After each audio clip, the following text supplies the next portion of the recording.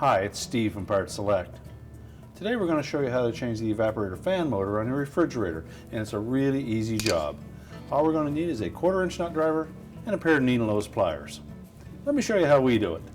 Now before we begin this repair, since we will be working near some electrical circuits, we'll need to disconnect power to the refrigerator, so pull it forward enough so that we can disconnect the plug.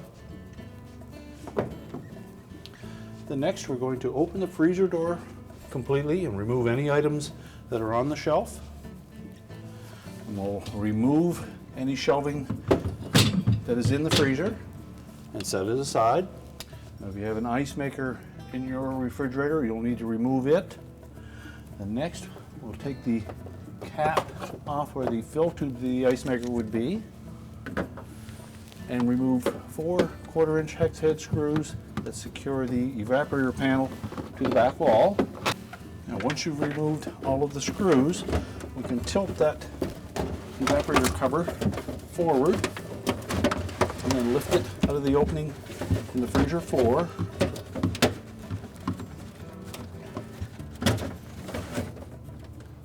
We'll tilt it forward enough so that we can disconnect the wires to the light bulb and then also disconnect the harness to the evaporator fan motor.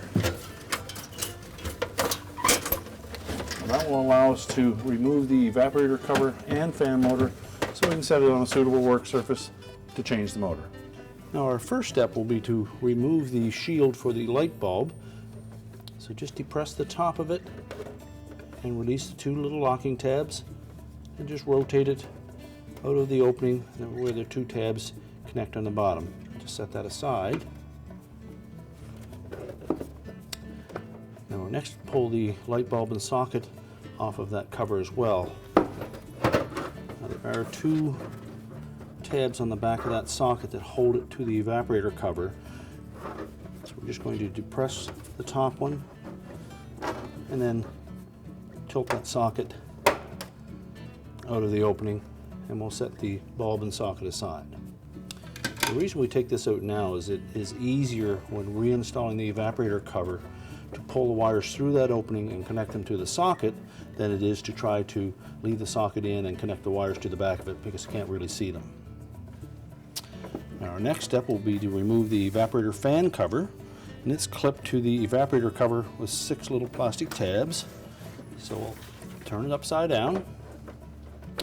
We're going to release the 2 bottom ones first, so simply push those towards the center and release them. And then we'll move up to the 2 middle ones. At the same time, we're going to keep a little upward pressure on that evaporator cover.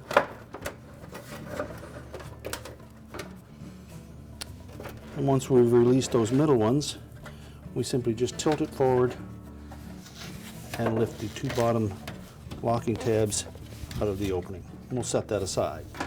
Next, we're going to remove the ground wire from the motor. Pull that tab off. And if it's on there snug, you may need to use the needle nose pliers to pry it off. Then next we're going to remove the 2 motor wires. And there is a little locking tab on those motor wires, so if you take your needle nose pliers, locate that tab and just depress it, those wires will slide right off. And the last thing, we'll remove the ground screw from the side of the motor bracket. Now we can turn the assembly up the other way and remove the 2 screws securing the motor bracket to the evaporator cover. We'll save those screws to install the new motor in place. Then we can lift the evaporator cover off and set that aside. Now next we'll want to remove the fan blade from the old motor. You should be able to pry that off of that shaft, and we'll set that aside. Now next we'll just take note of how that motor mounts in there. There is a rubber bushing at the front motor bracket and another one at the back. So we'll remove the 2 1/4-inch screws that secure the top motor bracket. We'll lift that bracket off, and if the bushing stays on the motor, we'll need to pull it off and reinsert it into the bracket. And lift that motor out, and again make sure that the bushing didn't stay on the motor. We'll set it aside. And we'll insert the back side of the motor into that bushing front and reinstall the screws. Make sure the screws are nice and tight. Oh, now we can install that assembly onto the evaporator cover.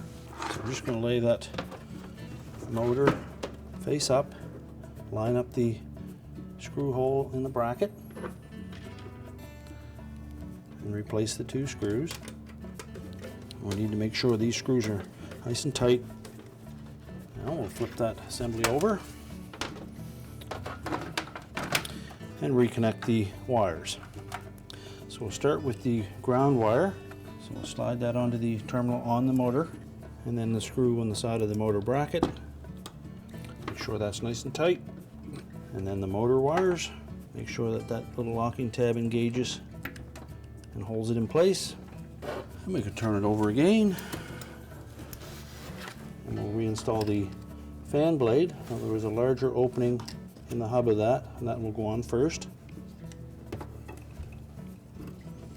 And push it all the way on until it bottoms out. And then we can put the cover back on. So we'll start with engaging the 2 tabs at the top. Then we'll just tilt it up against the evaporator cover, hold it in position. And we'll lay that down, and then we'll snap the 2 center tabs into place, and then the 2 bottom ones.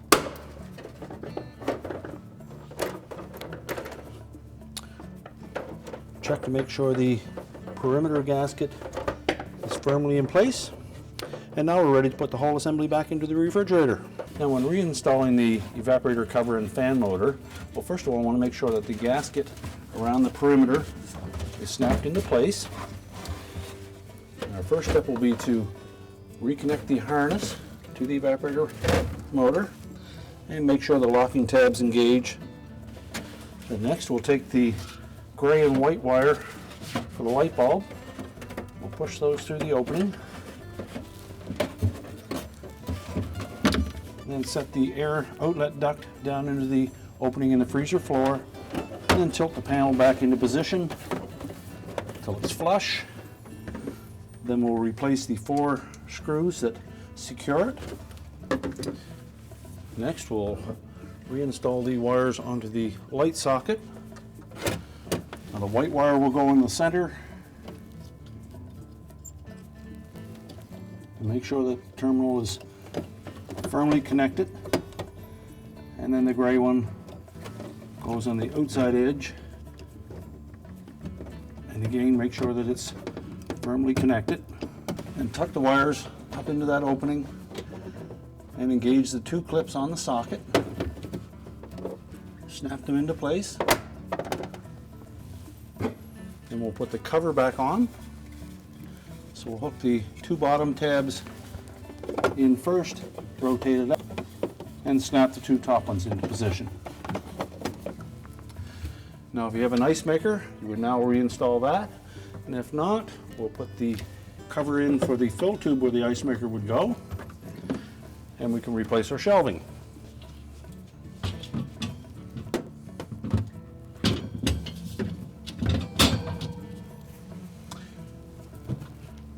We're ready to reconnect the power, and our repair is complete. I told you it was an easy job. Thanks for watching, and good luck with your repair.